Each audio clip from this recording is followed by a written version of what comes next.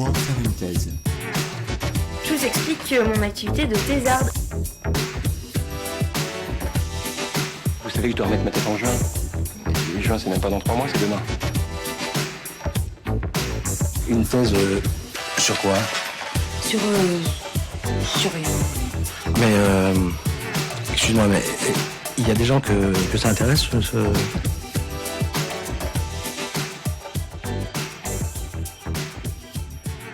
Bonjour, vous écoutez Thésard, le podcast qui fait parler les doctorants et doctorantes en sciences humaines et sociales, produit et réalisé par Marianne Le Gagneur et Jeanne Perrier. Aujourd'hui, Thésard fait sa rentrée et nous sommes ravis de vous retrouver. Pour cette nouvelle saison, nous avons souhaité aborder avec vous des sujets plus globaux et notamment les tensions ou difficultés spécifiques qui surviennent au fil du doctorat. Nous continuerons bien sûr à faire intervenir des doctorants et doctorantes pour discuter de leurs recherches et de leur vie de thésard, mais il va aussi y avoir plus régulièrement des épisodes thématiques comme celui-ci. Le 28 septembre dernier, la ministre Frédérique Vidal annonçait la mise en place début octobre d'un plan national d'action pour mettre fin aux violences sexuelles et sexistes dans l'enseignement supérieur, après la campagne Sciences Po, relayée sur les réseaux sociaux au début de l'année et dénonçant ces violences au sein des IEP en particulier. Cette annonce suit la publication par l'Inspection générale de l'éducation, du sport et de la recherche d'un guide détaillant la façon dont les enquêtes administratives sont menées, notamment dans le cas de violences sexistes et sexuelles à l'université. Et enfin, encore la veille de la sortie de cet épisode, jeudi 7 octobre 2021, un article du Monde de la journaliste Soisic Lenevé était consacré à une enquête révélant l'ampleur des violences sexuelles et sexistes à Centrale Supélec. Pour ce premier épisode, nous avons invité le collectif Clash, collectif de lutte antisexiste contre le harcèlement sexuel dans l'enseignement supérieur, afin de faire le point sur la situation. Ce collectif est composé de bénévoles, en majorité des précaires de la recherche, et il et elle préfèrent rester anonymes. Dans l'épisode, nous accueillons 2 de leurs membres. Ensemble, nous revenons sur la définition légale du harcèlement sexuel et sur ses spécificités dans le monde universitaire. Nous abordons les relations de domination et de pouvoir qui peuvent mener à des situations de violence sexistes et sexuelles, ainsi que l'évolution de la prise en compte de celles-ci par les universités depuis 20 ans. Nos 2 intervenantes donnent également quelques conseils pour faire face si vous êtes victime ou témoin. Enfin, elles dressent un bilan mitigé des sanctions obtenues pour les agresseurs et expliquent les raisons derrière ces mesures en demi-teinte, ainsi que les moyens d'action pour continuer à faire bouger les lignes. On vous laisse découvrir tout ça, bonne écoute. Bonjour à toutes les 2. Alors, une première question, est-ce que vous pourriez présenter le collectif Clash dont on va parler aujourd'hui et dont on va présenter les actions ? Du coup, Clash, c'est un acronyme pour Collectif de lutte contre le harcèlement sexuel dans l'enseignement supérieur.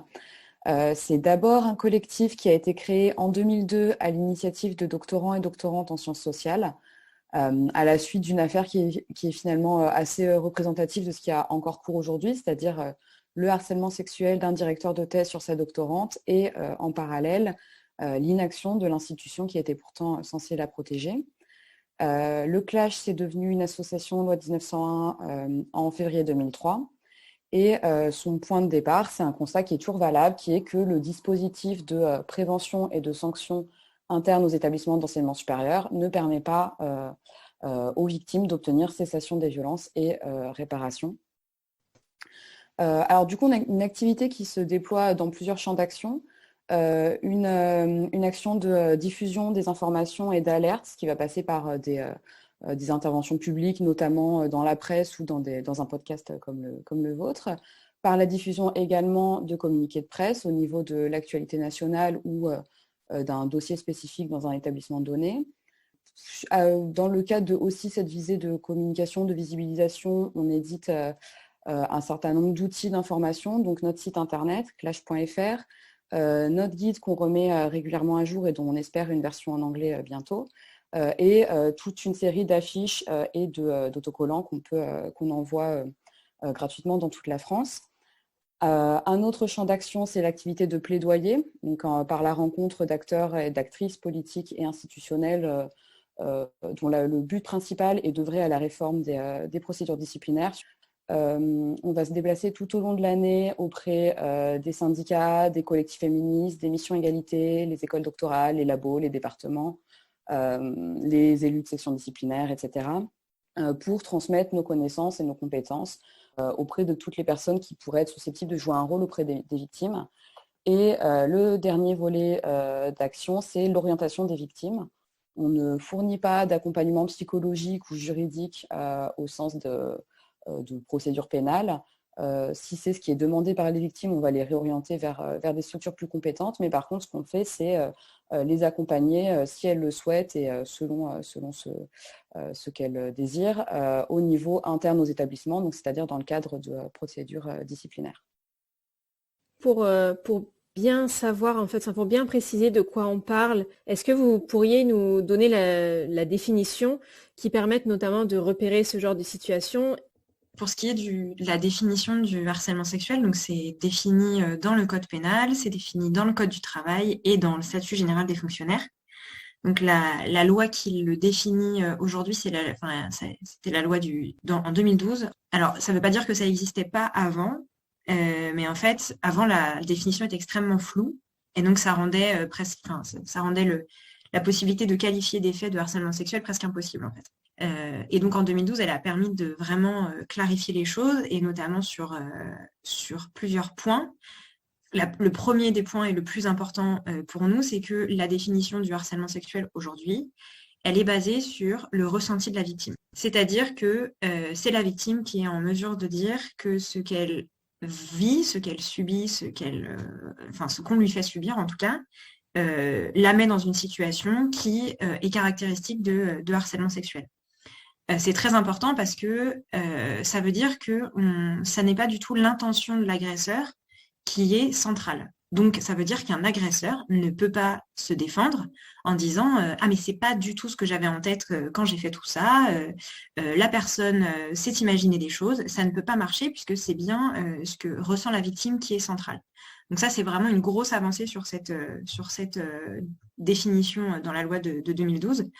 Et en fait, cette loi, elle est aussi très bien parce que elle englobe tout ce qui peut se retrouver dans le harcèlement sexuel. Donc, à la fois des propos, que ce soit à l'écrit ou à l'oral, mais aussi des gestes et des attitudes. Avec l'idée aussi qu'il y a une connotation, ça peut être une simple connotation. Le caractère sexuel ou sexiste n'a pas forcément à être explicite de la part de l'agresseur, mais bien, c'est encore une fois le ressenti de la victime. Si la victime a senti dans les phrases, dans les gestes ou les attitudes de son agresseur qu'il y avait quelque chose de sexuel ou de sexiste, alors on peut qualifier les faits de harcèlement sexuel. L'autre chose à savoir, c'est que donc il faut au moins deux actions, 2 faits, et sans limite de temps. C'est-à-dire que le premier peut avoir lieu un jour J, et le jour l'autre fait J plus 4, 10, 12, 500, la qualification peut toujours être prise en compte.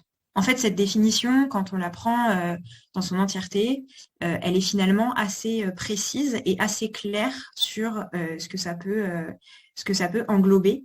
Et avec la deuxième partie de la définition qui revient sur les conséquences de ces faits commis par l'agresseur sur la victime. Donc à la fois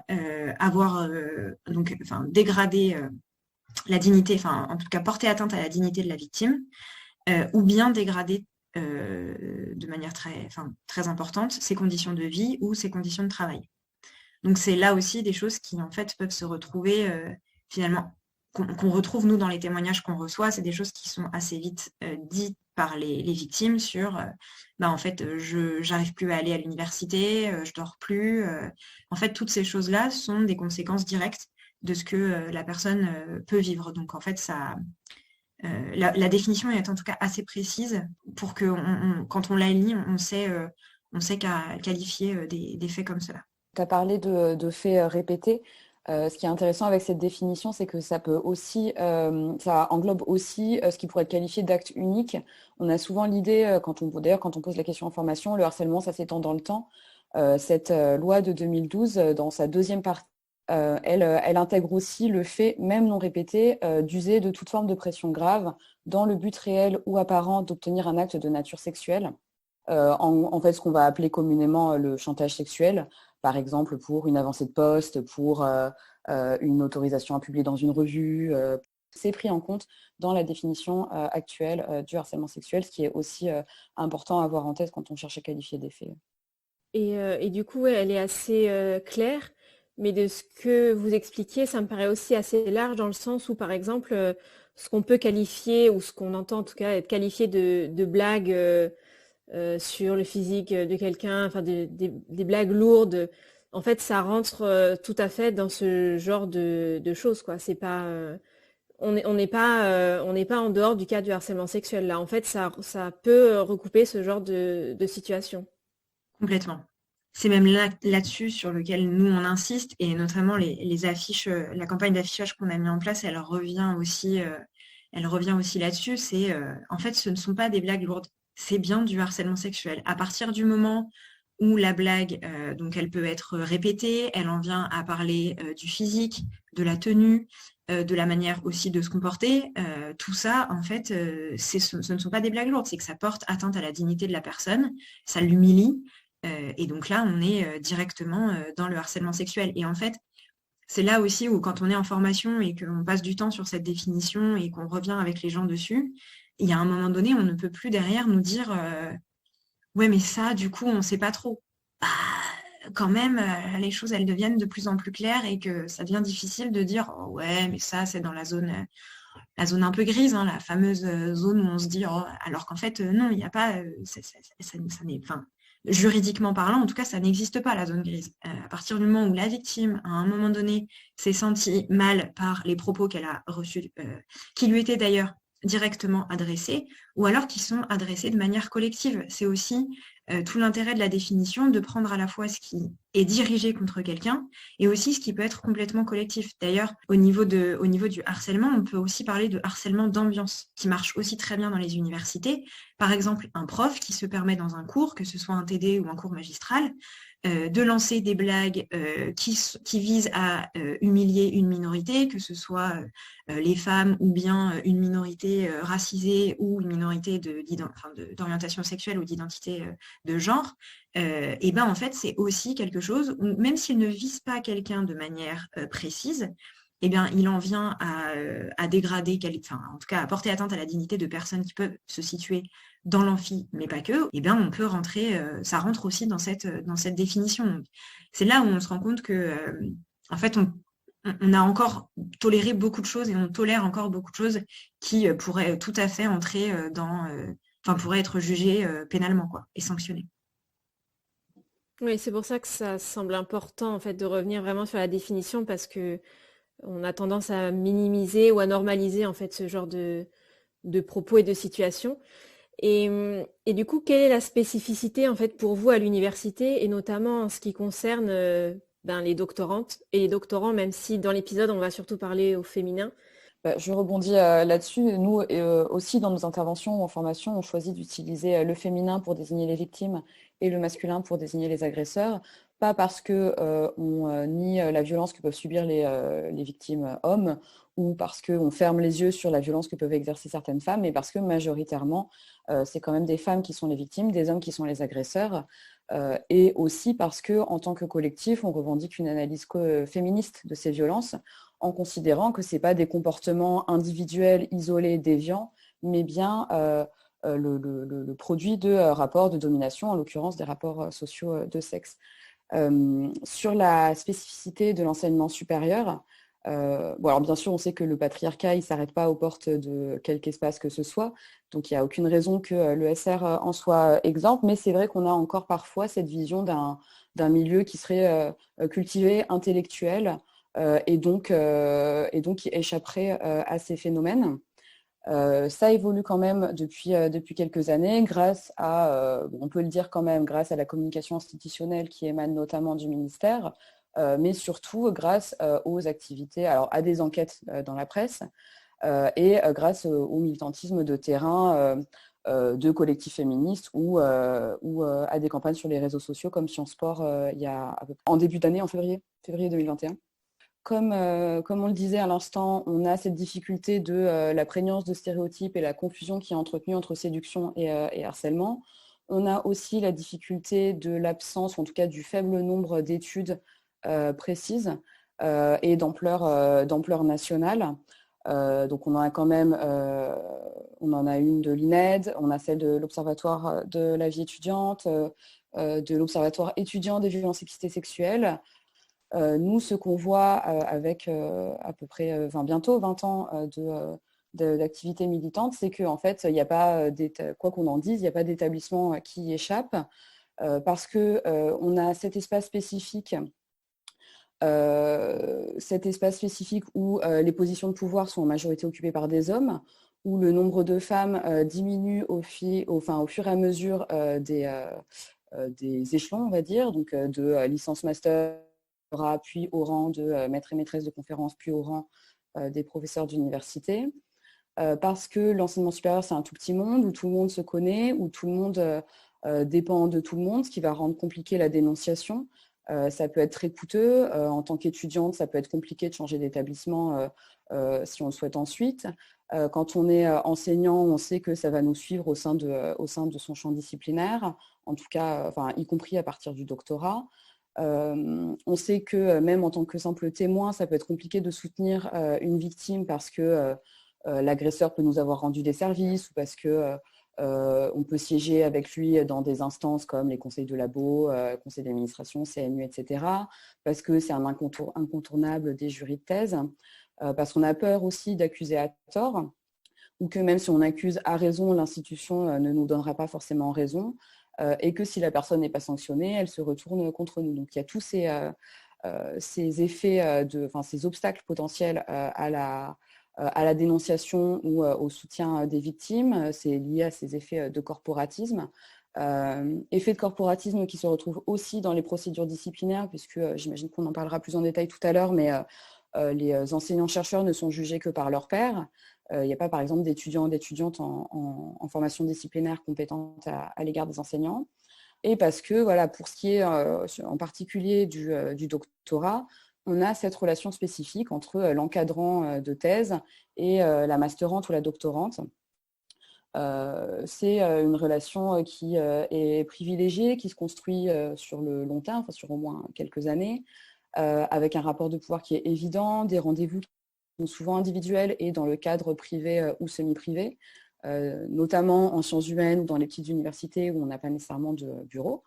Et parce que voilà, il y a cette situation de dépendance extrême de la doctorante ou de la masterante par rapport à son directeur de recherche, et une asymétrie de pouvoir qui s'associe à tout un arsenal on va dire de moyens de rétorsion de la part de l'agresseur, du harceleur. Donc le fait de ne pas recommander sa doctorante dans des événements scientifiques, de ne pas la soutenir pour les publications, pour ensuite les candidatures à des postes, de ne pas l'intégrer dans la sociabilité du labo, etc. Donc voilà, c'est plein de façons variées de rappeler cette asymétrie de pouvoir entre les personnes qui sont en poste et en responsabilité, qui sont majoritairement des hommes et des hommes blancs, et tous les précaires de l'ESR qui font tourner la machine, qui sont aussi pour beaucoup des femmes, surtout en sciences humaines, et qui ont très peu de moyens d'exprimer leur non-consentement ou d'obtenir réparation pour les violences dont elles seraient victimes. Et là, vous avez commencé un peu à l'aborder, parce que depuis la création du collectif, donc en 2002, vous avez un peu de recul sur tout ce qui a pu se passer depuis. Donc on avait déjà vu on a constaté qu'il y avait au niveau législatif des améliorations, en tout cas une évolution plutôt positive qui a été faite. Et est-ce que vous avez vu une amélioration aussi ou une évolution dans l'autre sens au niveau de la réception de vos actions dans les universités, par exemple, notamment au niveau des présidences des universités ou dans d'autres collectifs, les écoles doctorales, etc. Est-ce que vous avez vu une évolution de ce côté-là ? Je dirais que c'est très variable, en fait, aussi en fonction des universités, des disciplines. Aujourd'hui, on est un collectif qui veut toucher l'ensemble de l'enseignement supérieur et de la recherche, mais en fait, on se rend compte aussi des témoignages qui nous reviennent ou des demandes de formation qui nous reviennent, que les demandes, elles viennent principalement de disciplines de sciences humaines et sociales pour le moment. Voilà, on a plus de mal à toucher des disciplines scientifiques dans le sens de sciences dures, que vont être la physique, la chimie, la médecine. On n'a à ce jour pas fait beaucoup de formations dans des universités de médecine, alors que On sait on sait qu'il s'y passe des choses qui mériteraient quelques mises au point, je dirais. Donc c'est vrai que là-dessus, en fait, on est nous aussi tributaires de qui fait appel à nous et de qui nous contacte. Donc ça, on fait avec. Je dirais que il y a eu un vrai tournant déjà avec MeToo en 2017 et avec cette possibilité plus grande pour les femmes de dénoncer les agissements qu'elles auraient pu subir à un moment donné. Donc là, on a vu un plus grand nombre, enfin des témoignages en plus grand nombre arriver jusqu'à nous. Et là, les dernières révélations sur les universités en particulier, qui datent donc d'il y a à peu près un an pour les premières, on sent que l'université, voilà, là, elle se retrouve dans une position d'action obligatoire face à des affaires qui montent et qui deviennent de plus en plus médiatisées. Voilà, on a l'IGESR, donc l'Inspection générale de l'éducation, du sport et de la recherche, qui a fait un rapport en juillet 2021 et donc c'était vis-à-vis des IEP par rapport à ce qui s'est passé avec Sciences Po à partir de février. Et donc, ils nous ont contactés pour voilà, savoir un peu ce que nous, on pensait de tout ça. On a participé à un groupe de travail sur les violences sexistes et sexuelles organisé par le ministère aussi. Donc, voilà, on sent qu'il y a des choses aussi à ce niveau-là. De toute façon, il y a eu des améliorations aussi législatives. Donc, les chargés de mission égalité ont été obligatoires dans les universités il y a quelques années maintenant. Je sais qu'à partir de cette année, à partir de 2021 ou de 2020, donc de l'année dernière, les cellules de veille sont obligatoires dans les établissements universitaires, ce qui n'était pas non plus le cas avant. Donc, nous, on voit aussi... on a des échos de cellules de veille qui se montent, parfois qui nous demandent aussi une formation, ou bien une formation ailleurs d'ailleurs, hein, mais après, reste à savoir quels sont les moyens qui sont mis en place derrière, parce que ce que nous, on répète aussi en formation, c'est que on parle du dispositif sans savoir en fait s'il est performant et bienveillant dans sa réception des témoignages, dans son action une fois le témoignage recueilli. Et ça, en fait, ça dépend des moyens qui sont mis en place par l'université, la volonté de formation de ces personnes, comment ils décident de gérer de manière très individuelle et traumatique les témoignages qui ont été reçus, ou bien de manière plus collective, avec la volonté de mettre en place des procédures disciplinaires surtout. Donc voilà, il y a encore des améliorations, c'est évident, parce qu'on reste à savoir comment évaluer l'action de tous ces dispositifs, de toutes les personnes qui souhaitent à un moment donné travailler sur ces questions, de savoir à quel point leur action est efficace, quoi.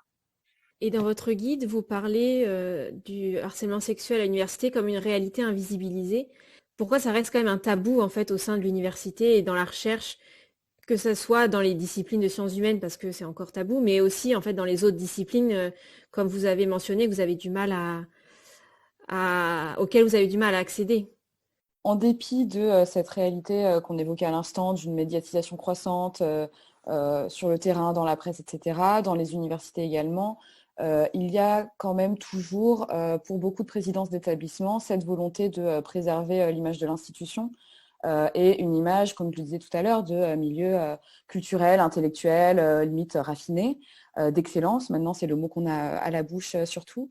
Ce qui fait que ces équipes de gouvernance, elles ont tout intérêt à faire taire les victimes, par exemple par des tentatives d'intimidation des victimes et des témoins, par de la désinformation, y compris au moment de le premier accueil des victimes. Donc, ce que disait ma camarade à l'instant sur l'importance d'avoir des cellules de veille et des missions égalité qui soient formées et qui aient les moyens de faire leur travail, mais qui aient aussi une certaine indépendance par rapport à la présidence de l'établissement, ce qui n'est pas évident quand on sait que la plupart des chargés de mission, des référentes égalité sont soit nommés directement par soit en tout cas proposés au vote des conseils centraux, ce qui revient à peu près au même. Donc voilà, de la désinformation quand les victimes se présentent et demandent ce qui est possible de faire par rapport à la situation qu'elles subissent.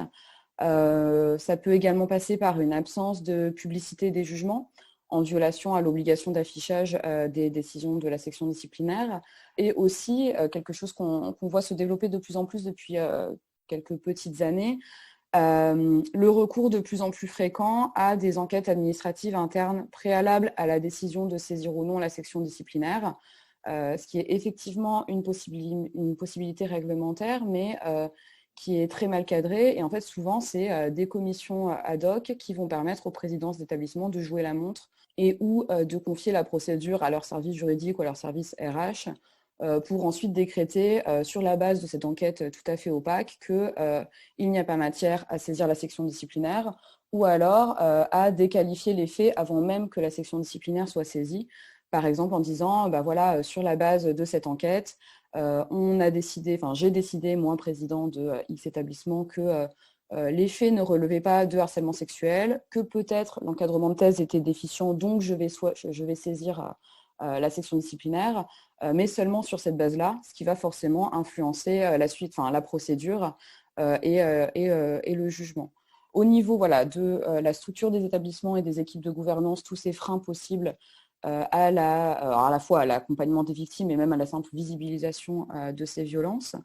Et on a aussi au niveau des décisions, donc une fois que les procédures ont été accordées, qu'elles ont abouti à un jugement, une tendance à invisibiliser l'aspect violence sexiste et sexuelle, même quand il y a sanction, en disant qu'il s'agissait d'un mauvais encadrement, d'un manquement à la déontologie, éventuellement de harcèlement moral, mais sans mentionner l'aspect sexuel du harcèlement ou en ignorant les dénonciations de violences sexuelles type agression, voire viol. Ce qui fait qu'au final, même quand il y a eu jugement et sanction, ce ne sera pas possible pour les personnes extérieures au dossier de savoir qu'en fait, c'était bien un cas de violence sexiste et sexuelle qui a été traité et sanctionné. Et est-ce que vous pourriez nous donner les situations de harcèlement sexuel qui reviennent le plus, qui sont majoritaires dans les cas que vous avez pu avoir ou que vous avez pu relever en tout cas? Quelles sont les situations qui reviennent le plus? À vrai dire, des situations, on en a beaucoup déjà, et on en a qui sont parfois très très différentes. On a des cas qui nous reviennent, qui ont lieu, qui font intervenir 2 étudiants, donc une étudiante et un étudiant dans le cadre d'une soirée par exemple. Donc on a aussi des collègues des enseignants sur d'autres enseignantes.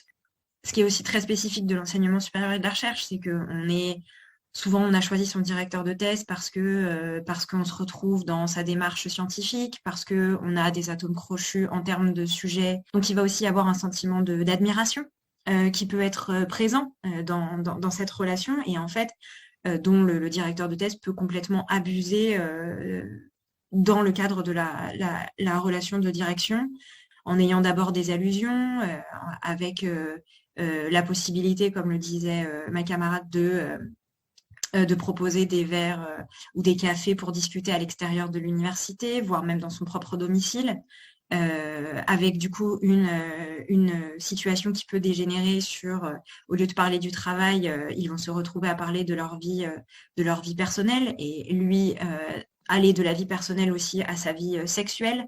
On a très souvent des agresseurs qui mettent en avant une situation de mal-être de leur part. Là aussi pour donner l'impression à la victime d'être dans une situation privilégiée, d'avoir le sentiment que son directeur de thèse lui donne la possibilité d'entrer, en tout cas de comprendre une partie qui n'a pas forcément, qu'il ne met pas en avant dans le cadre professionnel. Donc voilà, ce sentiment de privilège, d'intimité, en tout cas plus grande avec cette doctorante. Là où les agresseurs vont aussi beaucoup travailler à isoler leurs victimes. Donc ça va être insister sur le fait qu'il faut qu'elle garde cette relation secrète, il ne faut pas trop en parler autour, ça pourrait faire du bruit, on pourrait trouver ça étrange. Et donc la victime se retrouve dans une situation où elle peut difficilement parler à ses collègues, voire même à ses amis qui ne travaillent pas au sein de l'université ou même de sa famille, parce que ah oui, c'est vrai, les gens ne comprendraient pas cette relation un peu particulière qu'on a. Plus ça va et plus l'agresseur peut aller dans cette direction. On a des cas qui vont jusqu'à enfin, je veux dire, jusqu'à des rapports sexuels où la victime se retrouve en fait dans une situation de contrainte, enfin, dire non, ou en tout cas affirmer son désaccord, son refus reviendrait enfin, dans une situation un peu compliquée, où juste avant, on a eu son directeur de thèse qui donc a raconté la difficulté de sa vie amoureuse, et ensuite a eu un rapprochement. En fait, c'est vraiment des choses qui au départ sont très insidieuses. La personne saisit pas, enfin, c'est difficile de saisir à partir de quand la situation devient problématique. Nous, on encourage beaucoup les victimes quand elles font appel à nous à écrire ce qu'on appelle des récits circonstanciés, donc qui permettent de reprendre de manière chronologique l'ensemble des événements qui ont eu lieu dans cette relation. Et on leur conseille beaucoup de commencer au début, vraiment quand au début, tout allait, tout était tout à fait normal. Il n'y avait aucun problème dans cette relation, et c'est un moyen justement d'essayer de saisir le moment où, ok, là ça a basculé, et là je me suis retrouvée dans une situation qui était vraiment difficile. Et donc après, ça peut aller très loin, parce que lorsque la victime peut manifester un désaccord, donc commencer à prendre du recul sur cette situation, c'est là où l'emprise est la plus forte de la part de l'agresseur, puisque il revient et là il fait pression sur la victime en expliquant ah mais tu peux pas me laisser, pas après tout ce que je t'ai dit, mais t'es vraiment qu'une égoïste, alors que moi tu sais très bien tout ce que je peux faire pour toi dans cette recherche. Avoir aussi un directeur de thèse qui d'un coup vient dévaloriser tout ce qui était entrepris par la doctorante.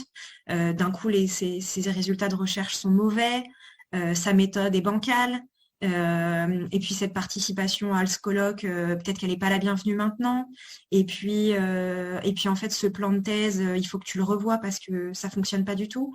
Et c'est des choses qui mettent en fait énormément en difficulté les doctorantes qui sont face à ça, puisqu'elles n'ont aucun moyen, en effet, de contrebalancer ce qui peuvent les représailles qui leur envoient à ce moment-là. Donc ça peut aller aussi très loin dans même l'après-soutenance, hein, déposer son dossier de qualification au CNU et avoir en fait au sein du CNU son directeur de thèse, ou bien postuler à un poste et dans le comité de sélection se retrouve avec son directeur de thèse, ou bien son ancien directeur de thèse si entre-temps on a réussi à changer de directeur. Enfin, tout ça, à un moment donné, peut avoir un impact, comme on le disait tout à l'heure, sur le long terme, en fait, et agir sur la carrière, même des années après, quoi. Et c'est pour ça que le rôle des comités de suivi de thèse et même des collègues de labo est vraiment important.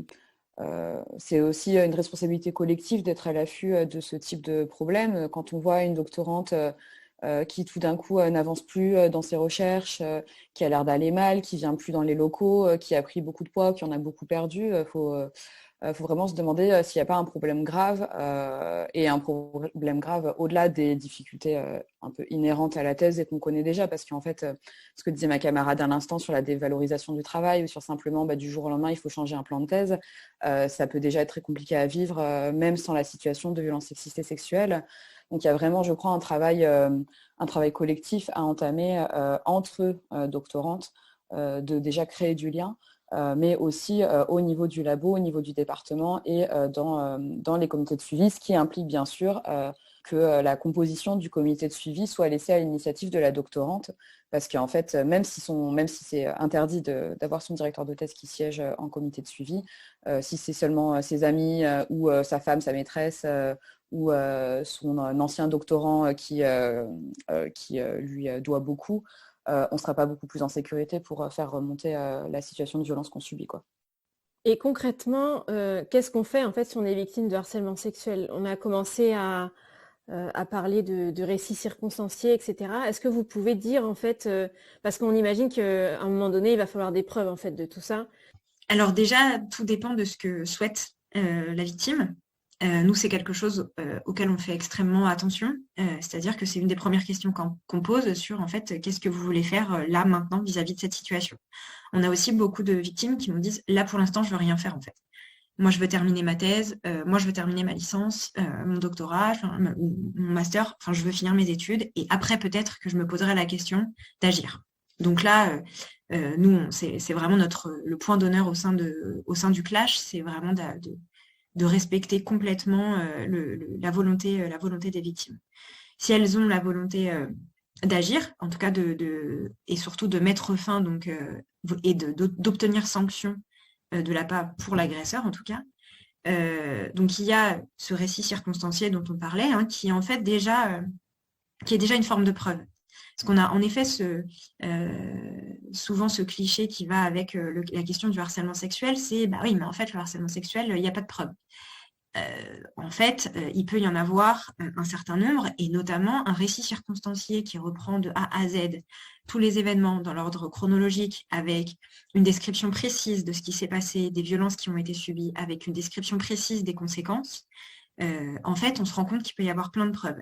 Des choses très simples, hein, ça va être les textos qui ont pu être envoyés par l'agresseur, ça peut être un journal d'appel si il l'a appelé 4, 5, 10 fois dans une même nuit, ou bien même pendant la journée d'ailleurs, hein, mais avec quelque chose qui donc renvoie au délit de harcèlement téléphonique, puisque c'est aussi un délit pénalement répréhensible.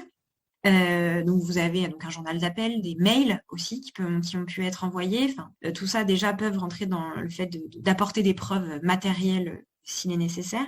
Au niveau des conséquences, il est aussi tout à fait possible de fournir un certificat médical. Quelqu'un qui par exemple subit des états dépressifs réguliers depuis le début de cette situation, on peut imaginer qu'elle a consulté un médecin qui est capable de certifier qu'il a rencontré cette personne et qu'il a en effet remarqué et qu'il déclare avoir avoir compris que cette personne est dans un état dépressif. Et donc, ça, c'est bien, en tout cas, la preuve qu'il y a eu une démarche qui a été entamée par cette victime. Peut-être elle consulte un psychologue ou un psychiatre pour gérer ces problématiques. Et donc là aussi, cette personne, ce professionnel peut aussi fournir un certificat médical. Donc tout ça sont aussi des preuves supplémentaires pour dire, en effet, il y a quelque chose qui ne va pas. Et là, c'est aussi ce qu'on disait juste avant sur la possibilité de faire appel à des témoins. Et pas uniquement des témoins des paroles ou des gestes qui ont pu être problématiques à un moment donné, mais aussi être témoin de la dégradation de la situation de cette personne. Ce qu'il faut aussi envisager très fort, c'est de en fait contrer l'accusation de faux témoignage, qui est assez régulière. Et donc, il y a vraiment c'est un moyen de dire, en fait, à un moment donné, si la personne est capable de fournir autant de preuves différentes qui viennent de personnes extérieures à l'université ou internes à l'université, il faut quand même, la question de tout inventer devient de moins en moins crédible. Et puis au-delà des procédures entamées, il y a aussi le simple fait de se protéger.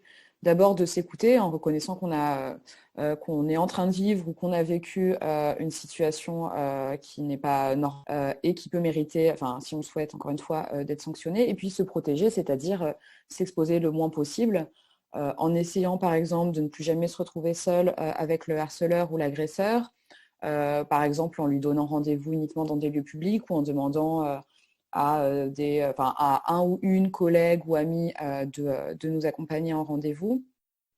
Et plus largement, de ne pas rester isolé et d'en parler à des personnes de confiance, donc soit au sein de l'université, soit amis ou famille, de s'adresser à différentes structures, là encore, soit dans l'établissement, soit au dehors, mais d'accompagnement des victimes, donc par exemple le collectif Féministes contre le viol ou l'association contre les violences faites aux femmes au travail ou le Clash pour ce qui est de l'enseignement supérieur. Éventuellement, et si on pense que c'est une structure de confiance dans cet établissement précis, saisir la mission égalité ou la cellule de veille. Et se protéger, ça peut également passer par l'obtention d'un arrêt de travail, pas simplement un certificat médical pour reconnaître la dégradation de son état, mais un arrêt de travail ce qui n'est pas possible si on est étudiant, bien sûr, mais pour ne plus avoir à se présenter dans les locaux. Sachant que pour les fonctionnaires, il y a aussi la possibilité de convoquer son droit de retrait si on considère que ces conditions de travail actuelles présentent un danger grave. Donc à la fois, si on le souhaite, préparer, rassembler tous les éléments du dossier qui pourra servir à demander l'obtention d'une procédure disciplinaire, sachant que même si on ne souhaite pas de procédure, ça peut aussi faire du bien pour soi de tout écrire, et aussi parce que c'est plus facile enfin, c'est bien de se laisser la possibilité d'entamer des procédures plus tard, mais en ayant déjà une partie du travail qui est fait, et notamment le fait avoir consigné des faits de la façon la plus précise possible. C'est plus facile, plus on est proche dans le temps des faits en question. Voilà, il y a tout ça, le côté procédure et le côté aussi se protéger soi-même et faire attention à sa santé et essayer autant que possible de rompre l'isolement dans lequel la situation de violence nous a sûrement plongé, quoi. Tout à l'heure, on disait que en tant que membre du collectif universitaire, il fallait être un peu attentif ou attentive aux situations de violence qui pouvaient être autour de nous. Justement, si on en est témoin, si on veut être dans le respect de la victime, qu'est-ce qu'on doit faire? Qu'est-ce qu'on doit lui dire? Peut-être être juste à l'écoute de sa parole, mais est-ce que vous avez des conseils à donner aux personnes qui seraient témoins de ce genre de situation? Une des premières choses que nous on dit, notamment en formation, quand on parle de réagir quand on est témoin d'une situation de harcèlement sexuel, témoin direct ou indirect, c'est d'abord de croire la victime. Alors ça paraît un peu anodin, ou en tout cas une vérité un peu évidente, sauf que en fait c'est bien de le rappeler, c'est que la victime, elle est, avant de parler, elle est dans une situation où elle ne fait plus du tout confiance à son ressenti, elle est complètement niée dans sa liberté d'agir et dans la croyance que sa situation est problématique. Et donc, à un moment donné, quand elle arrive à prendre la parole et à expliquer ce qui lui arrive à quelqu'un, le premier comportement à avoir est bien de dire à cette personne « Ok, tu peux me parler, il n'y a pas de souci.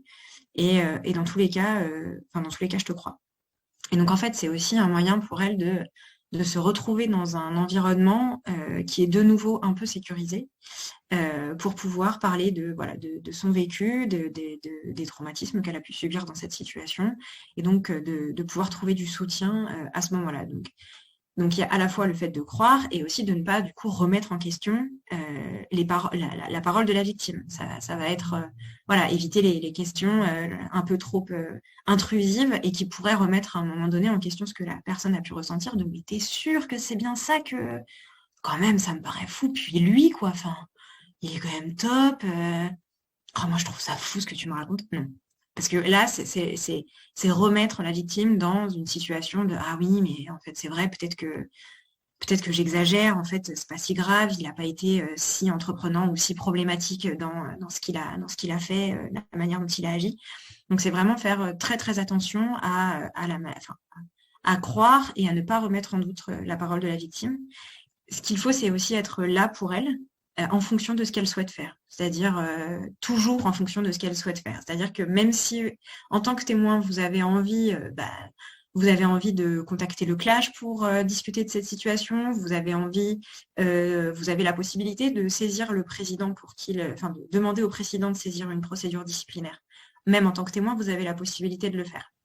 Sauf que il faut bien le faire avec l'accord de la victime, parce que à un moment donné, elle sera forcément amenée à témoigner, et donc le faire sans son accord, c'est la déposséder une nouvelle fois de son vécu et lui enlever toute liberté d'action, et donc c'est une autre situation, c'est la remettre dans une situation qui peut être difficile pour elle.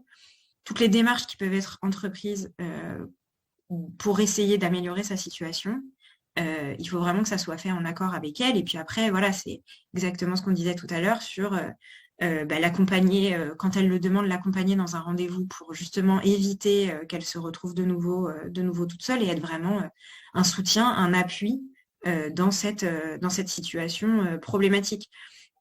Là, on parle de témoins plutôt indirects d'un fait. Quand on est témoin direct d'un fait, on peut se sentir capable d'agir directement.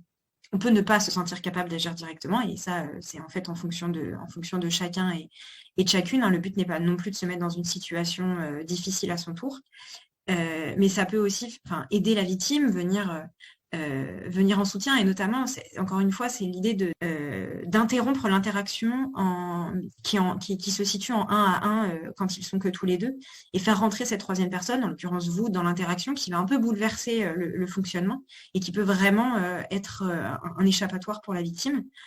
le mieux est d'agir aussi donc sans vous mettre en difficulté et aussi sans mettre en difficulté la victime, c'est-à-dire qu'à un moment donné, elle ne subit pas les représailles de cette action plus tard, à un moment donné où elle pourra de nouveau se retrouver en tête-à-tête avec son agresseur. Je voulais savoir, est-ce que vous pourriez nous donner des exemples de sanctions qui ont eu lieu à l'encontre de harceleurs?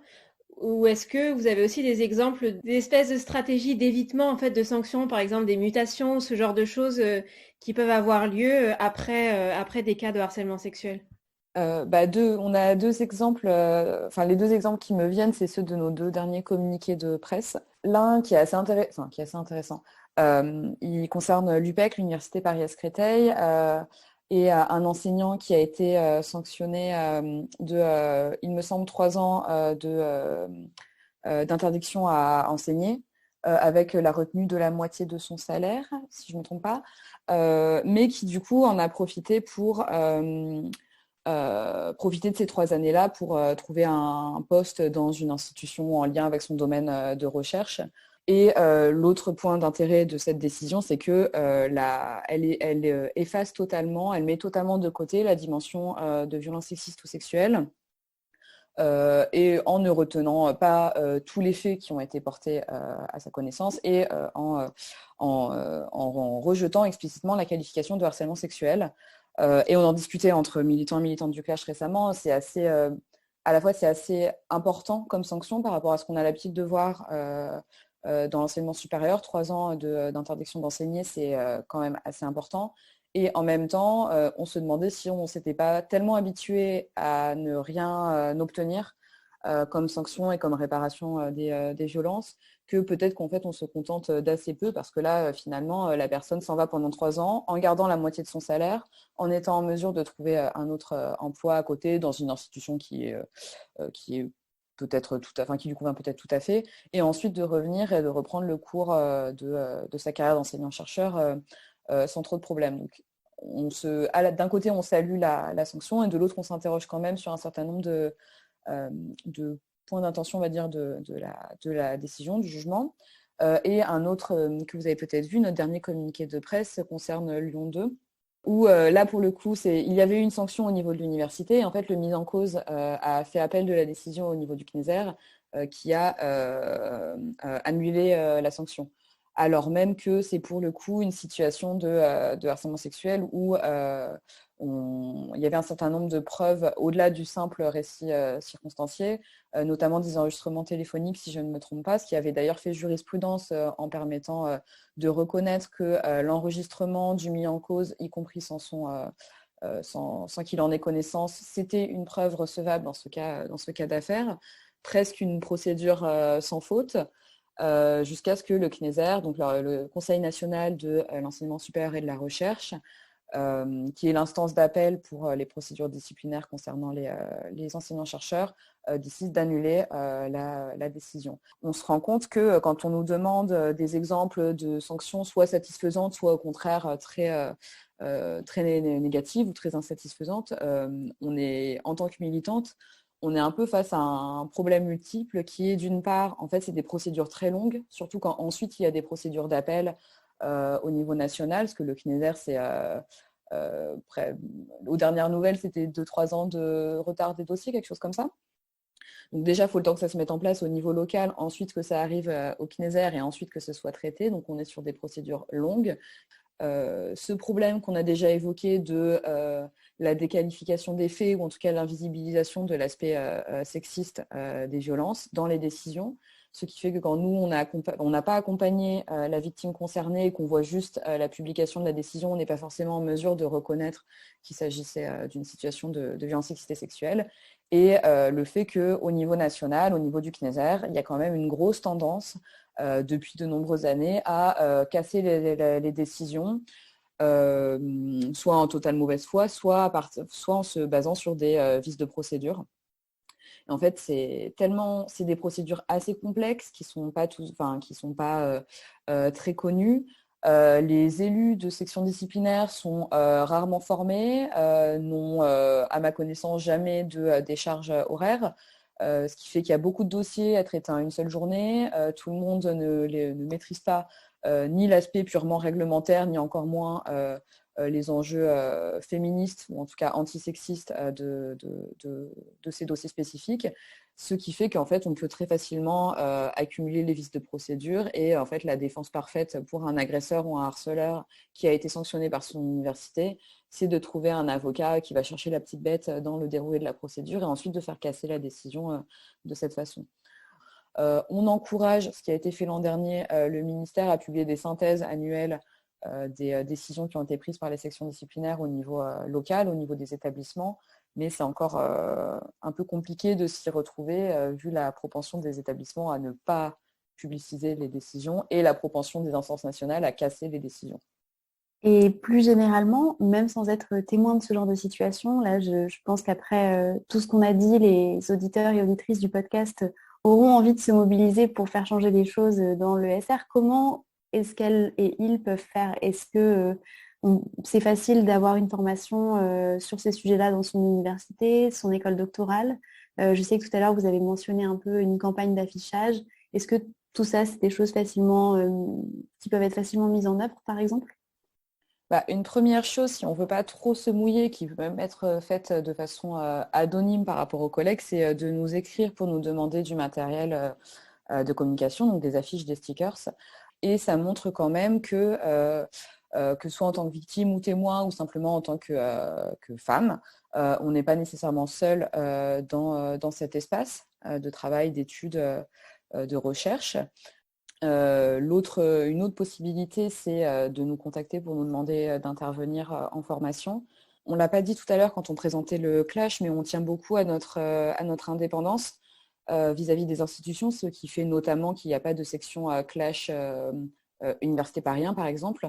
On n'est pas rattaché à un établissement, on a des militants, militantes dans toute la France et 2 antennes, alors en plus du clash entre guillemets historique, une antenne autour de Toulouse et une antenne autour de Marseille.